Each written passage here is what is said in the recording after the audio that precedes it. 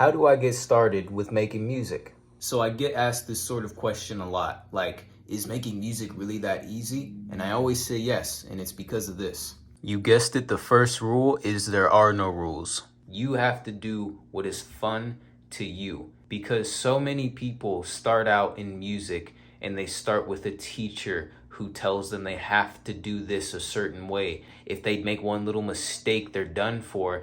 They don't stick with music. So just find what is fun to you. There's no right or wrong way to start. You can start on an instrument, you can start on a computer, you could start with beatboxing, you could start with drumming on the table. Don't worry about good or bad music. Music is just music, and if you want to get to the better music, you have to get through the worst music first, so just keep creating. Now the second step is to pick a DAW/app that you can create and record and save your music in. Now obviously a DAW/app isn't necessary. You could just play music on an instrument and have fun like that. But at some point, you'll probably want a DAW/app just so you can at least record things, just so you can experiment with other sounds and keep things organized, just so you can save your projects, render out the file and listen to it in the car or something when it's done, or share it with the world if you want to. FL Studio is very easy to learn for a beginner, but if I could go back, I would pick Ableton just for the features that it has, and it's something I'd like to experiment with now. No matter what DAW you pick, if it can just lay out sounds, you're good. And the third step, as with anything, you want to learn the basics of that DAW/app so you can work your way around. You're going to want to learn the basics. You're going to want to learn how to make your way around and how to find drum sounds, how to find other instruments, how to open up the mixer track so you could change the volumes of things. Just very basic stuff, just so you can get in motion and be able to create something. I learned everything I know from YouTube and experimenting. Now the fourth step, which is optional if you're just starting out, is downloading sounds. You don't need it to start, but if you want to, you can go to somewhere like Reddit/drumkits or r/drumkits, and there's a bunch of different free drum sounds. You could just look up best free VSTs, find different instruments and synths and things like that. Spitfire Labs is a great one.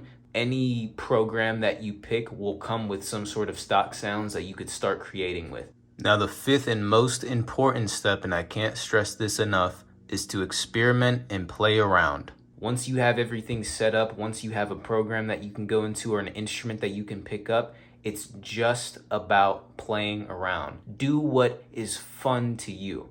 Not, oh, if this person likes it, then I should do that. Or, oh, what if they don't like it, then I won't put that in there. Just whatever makes you excited. And it's okay if you don't get excited. There's plenty of times where I've just been bored making something. I'm like, yeah, this isn't really going anywhere. It's okay. Start a new project. Just experiment and play around. Try not to fall into one mode of creation for too long, like sticking to one genre for too long, because then you'll get burnt out, then you'll start getting bored of it, and then you'll get into a creative rut because you've created a box for yourself. So experiment and play. So I started this out with one of the most basic and simple grooves that everyone knows. The simple boots and cats. Boots and cats and boots and cats and boots and cats and boots and cats. And then I went ahead and clicked in some chords, and this is where the experimenting and playing comes around in. You're not going to click out the right chords, the chords that sound the best to you right away. So just mess around. And a really cool thing with FL Studio is if you don't know what chords to click, you can come up here and hit stamp.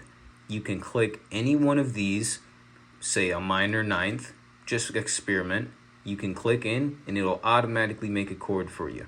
And you could just mess around with putting it in different spots, experiment, and see what sounds good to you. Last but not least, I laid out a bass line that just follows the root notes of the chords, which will typically be the bottom note of the chord, unless it's a weird inverted chord or something. In that case, just watch a YouTube video, just experiment and see what sounds good. This is how it sounds all together.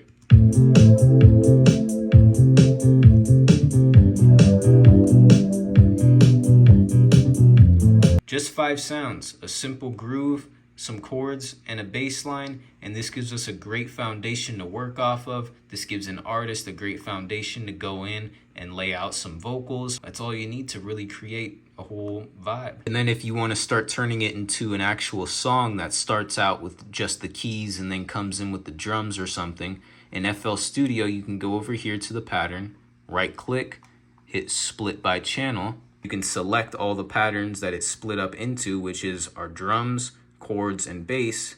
Click them, drag them in. You can hit Control B to duplicate it over. So for this one, I want it to just start with the drums and the bass, so I'll delete the chords. And I'll leave the keys here because I want the keys to come in after this.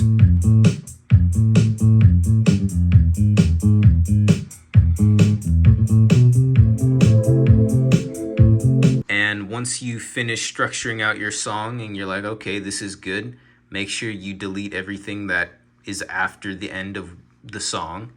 And you can go up here to File, Export. You can pick Wave, MP3, pick a folder, name it, hit save. You could just copy my settings. These are the settings I use to render out pretty much everything. And you just hit start and it will render out your file. So I hope I provided you with some value and you leave with a better idea of how you can get started making music. And yeah, have fun, experiment and play. There are no rules. Those are the two most important rules. And yeah, thanks for tuning in. Adios. Love you. Take care.